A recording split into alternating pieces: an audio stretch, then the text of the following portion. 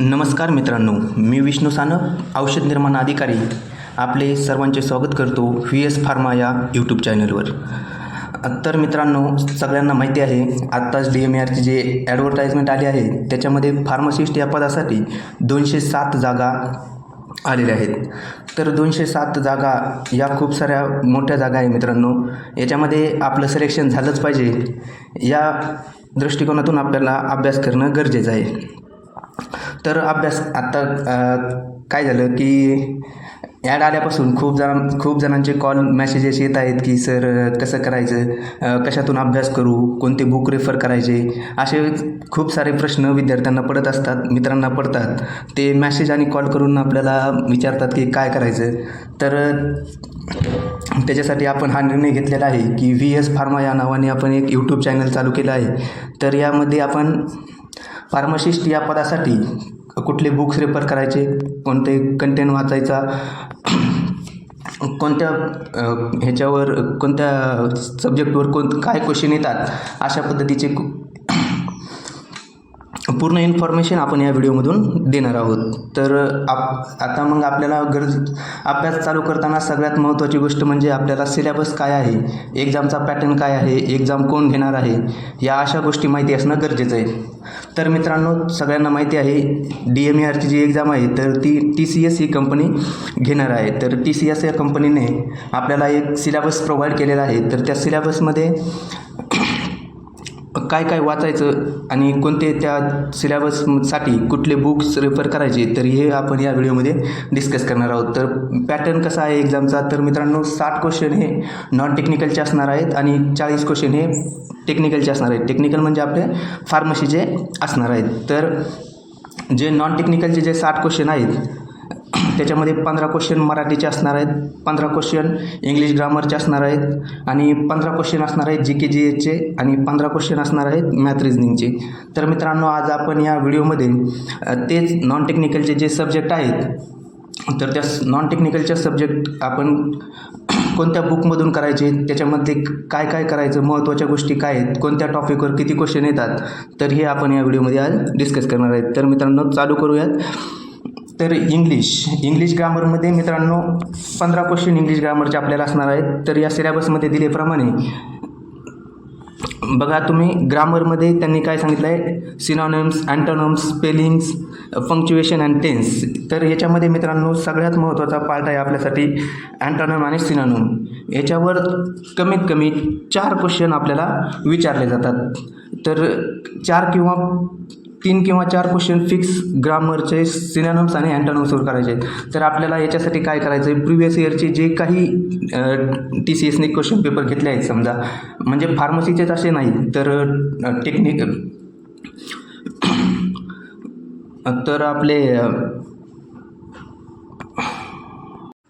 तलाठी भरती झाली, त्याच्यानंतर ग्रामसेवक भरती झाली, जेही आपल्याला TCSने घेतलेले जे प्रिव्हियस इयरचे पेपर भेटतील त्याच्यामधले सिनॉनिम्स आणि अँटोनिम्स आपल्याला करणं गरजेचं आहे. त्याच्यामध्ये त्याच्यामध्ये स्पेलिंग मिस्टेक, स्पेलिंग एररवर कमीत कमी TCS हे 3 ते 4 क्वेश्चन आपल्याला विचारलं, 3 किंवा 4 क्वेश्चन आपल्याला TCS हे विचारतं. त्याच्यानंतर सगळ्यात महत्त्वाचा पार्ट म्हणजे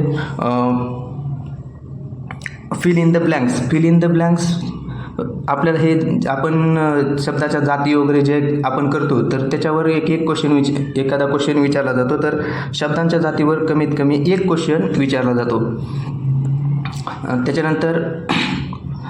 त्याच्यानंतर सगळ्यात महत्त्वाचं म्हणजे आपल्याला करायचं आहे आयडम्स अँड फ्रेजेसवर 1 क्वेश्चन TCS हा विचारतं. त्याच्यानंतर TCSचा एक नवीन पॅटर्न आहे, पॅराजंबल म्हणतो आपण त्याला, PQRS म्हणून देतात. वाक्य इकडे केलेले असतात, काही वरती खाली केलेले असतात, तर ते आपल्याला सिरियलने लावायचे असतात. तर त्या वाक्यासाठी आपल्याला यूट्यूबवरून प्रॅक्टिसशिवाय ते होत नाही, ते आपल्याला प्रॅक्टिस करायला लागते. आपण वाक्याची सुरुवात कशी होते, वाक्याचा शेवट कसा होतो वगैरे, अशा ज्या स्ट्रिक्ट आहेत तर त्या स्ट्रिक्ट तुम्हाला याच्यावरून यूट्यूबवरून बघून व्हिडिओ वगैरे बघून ते करून घ्यायचं आहे. त्याच्यामध्ये अजून इंग्लिश ग्रामरमध्ये सगळ्यात महत्त्वाचा पार्ट म्हणजे स्पेलिंग एरर किंवा त्याच्यानंतर सेंटेन्स एरर, अशा याच्यावर कमीत कमी 3 ते 4 क्वेश्चन TCS विचारतं.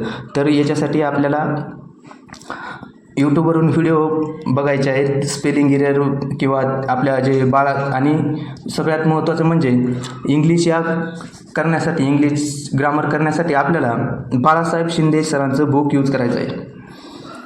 हे झालं इंग्लिशसाठी. तर मराठीसाठी पण सेम तसंच करायचं आहे आपल्याला. मराठी ग्रामरसाठी पण आपल्याला बुक जे रेफर करायचं आहे तर ते बाळासाहेब शिंदे सरांचं बुक रेफर करायचं आहे मराठी ग्रामरसाठी, किंवा मोरा वाळंबे, तुम्हाला जे सोपं वाटेल तर ते बुक तुम्ही यूज करू शकता. मराठी व्याकरणमध्ये सगळ्यात महत्त्वाचं आपल्याला करायचं आहे म्हणी आणि वाक्यप्रचार.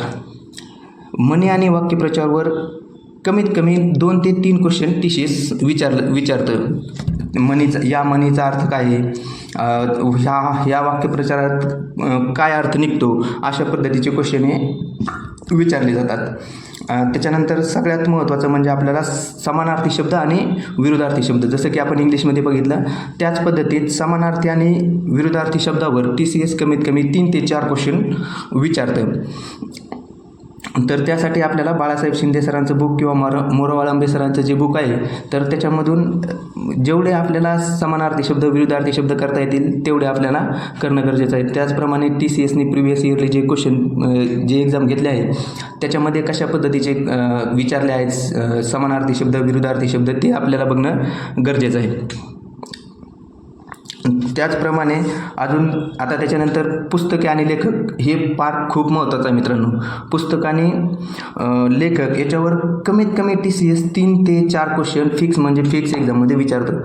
नवीन जे पुस्तक पब्लिश झाले किंवा जुने जे आपले ग्रंथ आहेत, समजा गुलामगिरी हा ग्रंथ कोणी लिहिला, अशा टाईपचे जे क्वेश्चन आहेत तर त्याच्यावर खूप TCS जे आहे ते भर देतं. त्याच्यासाठी तुम्हाला कमीत कमी 3 ते 4 क्वेश्चन TCS पुस्तके आणि लेखक या चॅप्टरवर विचारतं. तर त्याच्यासाठी आपल्या आपलं एक टेलिग्राम चॅनल आहे VS फार्मा किंवा VS गव्हर्नमेंट फार्मा गायडन्स. तर या चॅनलवर मी प्रिव्हियस इयर जे पेपर झाले त्याच्यामध्ये कुठले पुस्तक विचारले TCSने, अशा भरपूर लिस्ट आपण त्याच्यावर टाकणार आहे. तर ते टेलिग्राम चॅनल पण सबस्क्राईब करून घ्या मित्रांनो. आणि त्याच्यानंतर त्यांनी पार्ट दिला आहे शब्दांच्या जातीवर एक क्वेश्चन विचारला जातो. ते एक शब्दांच्या जाती एक तुम्हाला करून घेणं गरजेचं आहे. त्याच्यानंतर करायचं आहे मित्रांनो आपल्याला प्रयोगवर फिक्स एक क्वेश्चन एक्झाममध्ये येतो. प्रयोगची डेफिनेशन येईल किंवा एखादं वाक्य दिलं जाईल त्याच्यामधला प्रयोग ओळखा, अशा पद्धतीचे क्वेश्चन हे TCS विचारतात. त्याच्या प्रयोगवर एक क्वेश्चन फिक्स आहे मित्रांनो. त्याचप्रमाणे अलंकारवर एक क्वेश्चन फिक्स विचारतात. तर अलंकारचे जो चॅप्टर आहे तो एक आपल्याला परफेक्ट करून जायचा आहे. त्याच्यानंतर आपल्याला करायचं आहे वाक्यरचनेवर एक क्वेश्चन विचारला जातो. आणि जे PQRS जे म्हणलं मी तुम्हाला इंग्लिशमध्ये, त्याचप्रमाणे आता TCS मराठीमध्ये पण पॅराजंबलसारखे क्वेश्चन विचारत आहे. वाक्य दिलेलं असते, एक वाक्याची अदलाबदल केलेली असते तर ते आपल्याला व्यवस्थित लावायचं असते. तर तशा प्रकारचे क्वेश्चन पण TCS विचारतात. तर मराठी ग्रामरसाठी आपल्याला बाळासाहेब शिंदे सरांचं बुक यूज करायचं आहे. सगळ्यात महत्त्वाचा पार्ट करायचा आहे आपल्याला समानार्थी शब्द विरुद्धार्थी शब्द. याच्यावर आपल्याला 3 ते 4 क्वेश्चन विचारले जातात. त्याचप्रमाणे पुस्तके आणि लेखक त्याच्यावर 4 क्वेश्चन विचारले जातात. प्रयोगवर एक क्वेश्चन असतो, अलंकारवर एक क्वेश्चन असतो, अनेक वचन एक वचन त्याच्यावर एखादा क्वेश्चन विचारला जातो, आणि शब्दांच्या जाती यावर एक क्वेश्चन विचारला जातो. हा झाला मराठीचा पार्ट. तर त्याच्यानंतर आपण आता बघत आहे GK आणि GS साठी काय करायचं. तर GK आणि GS हा खूप मोठा आणि वास्ट सब्जेक्ट आहे मित्रांनो. हे आपण जेवढं करतो तेवढं कमीच आहे. त्याच्यासाठी कमी वेळात आपल्याला जास्त कसं मिळवता येईल याच्यासाठी तुम्हाला एक गोष्ट सांगतो मित्रांनो.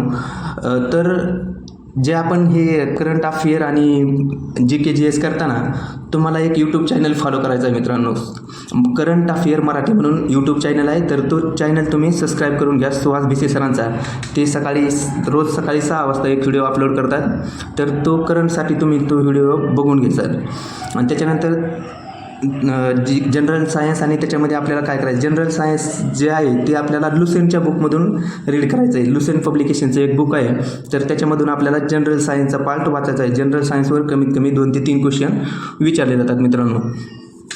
आणि त्याच्यानंतर आता इंडियन हिस्ट्री आणि सिविक्स करताना सगळ्यात महत्त्वाचं करायचं आहे आपल्याला समाजसुधारक म्हणजे एक त्यांनी कुठली संस्था चालू केली, ते कुठल्या चळवळीत सहभागी झाले, त्यांनी कुठलं पुस्तक लिहिलं किंवा काही अशा गोष्टी ज्या आहेत ते समाजसुधारकावर आपल्याला करायचं आहे. तर त्याच्यासाठी तुम्ही मित्रांनो आठवीच्या इतिहासाचं बुक तुम्ही यूज करायचं आहे.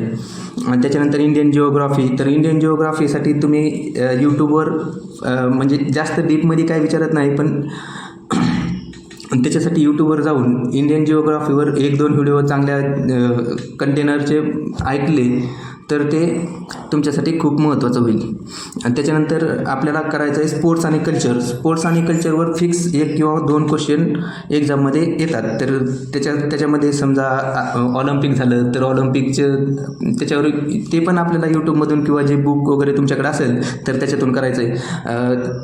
तर कोणत्या देशाने किती गोल्ड मेडल जिंकले, ह्याचं ऑलिम्पिकचं संस्करण कधी झालं, ऑलिम्पिकचं कितवं संस्करण होतं, कुठल्या वर्षी झालं, पुढचं कधी होणार आहे, कुठल्या ठिकाणी झालं, अशा प्रकारचे क्वेश्चन तुम्हाला विचारले जाऊ शकतात. तर ते करणं गरजेचं आहे. अजून मित्रांनो GK आणि GSमध्ये विचारतात सैन्य आणि त्यांच्या ऑपरेशनवर एखादा क्वेश्चन विचारला जातो. आता पाठीमागं झालं आपलं ऑपरेशन सिंदूर, त्याच पद्धतीने असे खूप सारे ऑपरेशन इंडियन आर्मी घेत असतं. इराणमधले लोक इंडियामध्ये आणण्यासाठी, इस्रायलमधले लोक इंडियामध्ये आणण्यासाठी जर एखादं ऑपरेशन त्यांनी केलं तर त्याला ते नाव देतात. तर त्या नावाबद्दल आपल्याला करायचं. याच्यासाठी मी एक आपल्या टेलिग्राम चॅनलवर एक फोटो वगैरे टाकलेला आहे, तर तो बघून घेतात मित्रांनो.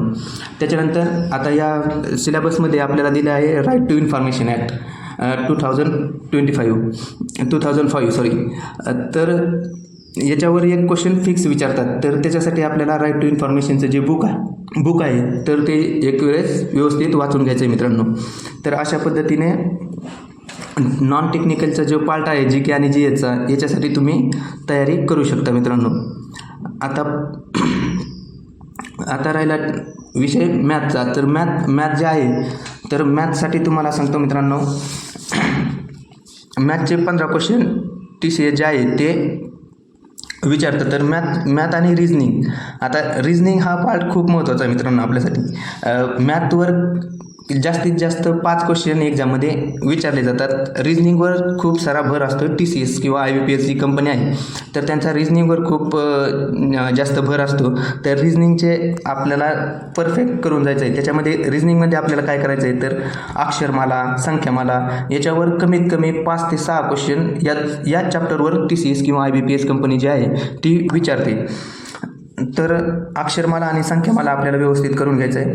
त्याच्यानंतर करायचं आहे मित्रांनो आपल्याला बॉडमास म्हणजे कंचे भागोबेव जे आहे ही कन्सेप्ट. तर या कन्सेप्टवर कमीत कमी 2 क्वेश्चन एक्झाममध्ये येतात.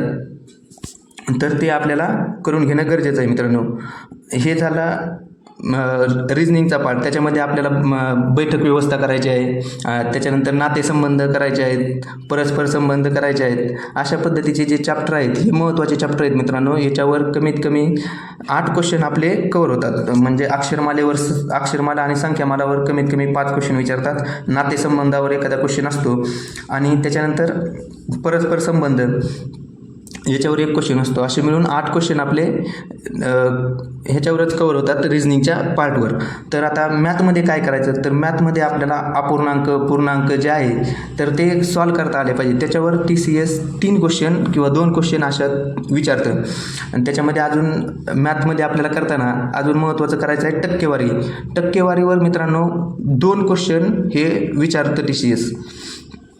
तर टक्केवारी आपल्याला व्यवस्थित करून जायचं आहे. त्याच्यानंतर मीन काढणे अशा ज्या गोष्टी आहेत त्या आपल्याला जमल्या पाहिजे.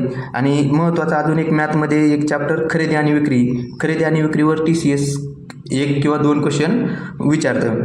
आणि त्याच्यानंतर अजून एक मॅथमधला एक चॅप्टर आहे काम, वेळ आणि वेग. हे जो चॅप्टर आहे त्याच्यावर 1 किंवा 2 क्वेश्चन TCS विचारतं. अशा पद्धतीत जर तुम्ही अभ्यास केला तर तुमचा खूप फायदा होईल मित्रांनो. हे आपण आता नॉन टेक्निकलसाठी जे 60 क्वेश्चन आहेत तर त्या 60 क्वेश्चनसाठी आपण डिस्कस केलं आहे. तर आपण अशा पद्धतीने जर अभ्यास केला तर मित्रांनो तुमचा खूप फायदा होईल. आपण आता जे आपला टेक्निकलचा जो पार्ट आहे फार्मसी आणि फार्मसीचा, तर त्याच्यावर आपण नेक्स्ट व्हिडिओमध्ये डिस्कस करणार आहोत की त्याच्यासाठी कुठल्या सब्जेक्टसाठी कोणते बुक रेफर करायचे किंवा काय. तर आजच्या या व्हिडिओमध्ये एवढंच मित्रांनो. धन्यवाद. थँक्यू. जर व्हिडिओ आवडला असेल तर आपल्या मित्रांना शेअर करा आणि आपल्या चॅनलला सबस्क्राईब करा मित्रांनो. आपण असेच नवनवीन जे व्हिडिओ बनवणार आहे आणि कमेंटमध्ये सांगा की कुठल्या सब्जेक्टवर आपल्याला व्हिडिओ पाहिजे. धन्यवाद मित्रांनो.